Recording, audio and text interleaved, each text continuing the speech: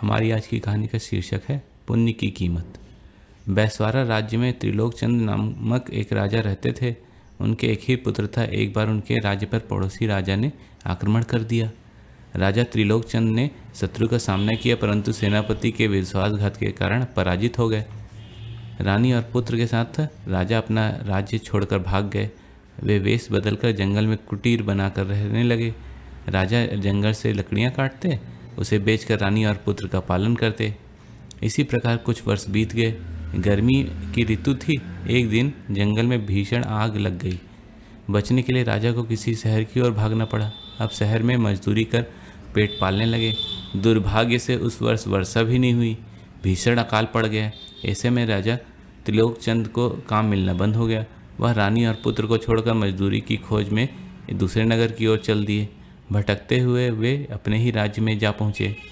वहाँ राजा ने पूरे दिन मजदूरी की। शाम को जो पैसे मिले उनसे आटा खरीद कर 4 रोटियाँ बनाई। 2 खाने के बाद शेष 2 सुबह के लिए रख ली। सुबह स्नान के बाद रात की शेष बची रोटियाँ खाने लगे। तभी एक भिखारी आ गया। गिड़गिड़ा कर रोटियाँ मांगने लगा। राजा को उस पर दया आ गई। दोनों रोटियाँ उसे दे दी।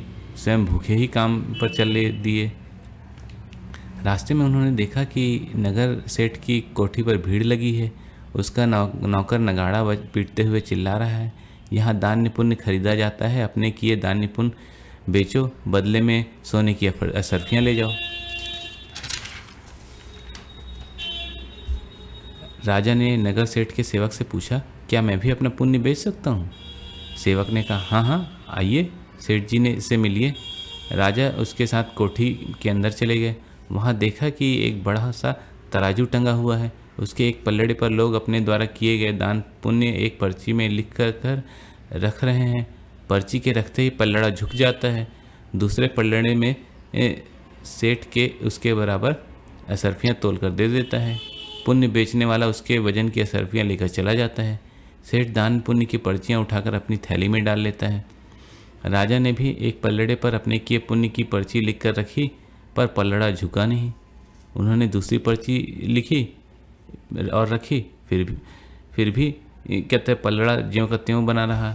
इस प्रकार उन्होंने लिख कर कई पर्चियाँ डाली, परंतु पल्लड़ा रत्ती भर भी नहीं झुका। सेठ ने पर्चियों का ढेर लग जाने पर राजा से पूछा, तुम कौन हो? तमाम पर्चियाँ लिख कर रख रहे हो, परंतु पल्लड़ा ट्रस्ट से मस नहीं हो रहा है। राजा ने कहा, मैं कभी राजा हुआ करता था। मैंने बहुत से दान पुण्य किए हैं, परंतु पता नहीं पल्लड़ा क्यों नहीं झुकता। सेठ ने पूछा, दान पुण्य किसके धन से किए थे? राजा ने उत्तर दिया, राजकोष के धन से लेकर ही किए थे। राजकोष तो जनता का धन है, उससे किया गया दान पुण्य तुम्हारा कैसे मान लिया जाए? यदि अपने परिश्रम से धन कमाकर कोई दान पुण्य किया हो तो उसको लिख कर देखो। सेठ ने कहा। राजा ने कहा, राज्य चले जाने के बाद से मैं इस योग्य कहाँ रह गया हूँ, मगर अभी कुछ देर पहले ही भिखारी को 2 रोटियाँ दी थी, उसे ही लिख कर रखें। सेठ ने राजा को सुझाव दिया। राजा ने एक पर्ची पर वह दान लिख कर रखा। पल्लड़ा भूमि से जा लगा। सेठ ने दूसरे पल्लड़े पर असरफियाँ से भरी एक थैली रखी। पल्लड़ा ज्यों का त्यों रहा।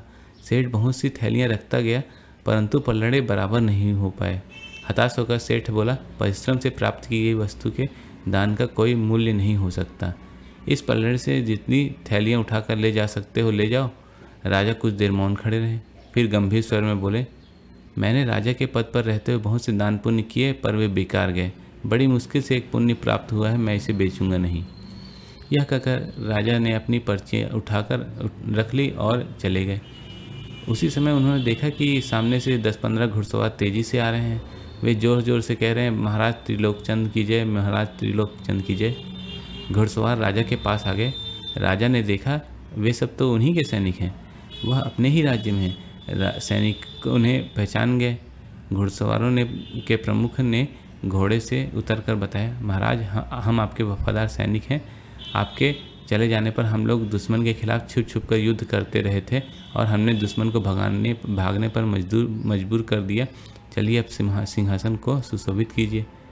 दूसरे दिन राजा अपनी रानी और राजकुमार के साथ पुनः महल में लौट आए। इस प्रकार राजा को अपने पुण्य की सही कीमत प्राप्त हुई। आपको आज की कहानी कैसी लगी ये हमें ज़रूर बताएं, और इस पे अपने विचार देने के लिए नीचे कमेंट बॉक्स पे अपने विचार लिखिए। और अगर आपको ये चैनल पसंद आया तो कृपया इसे लाइक करें और शेयर और सब्सक्राइब करें। धन्यवाद।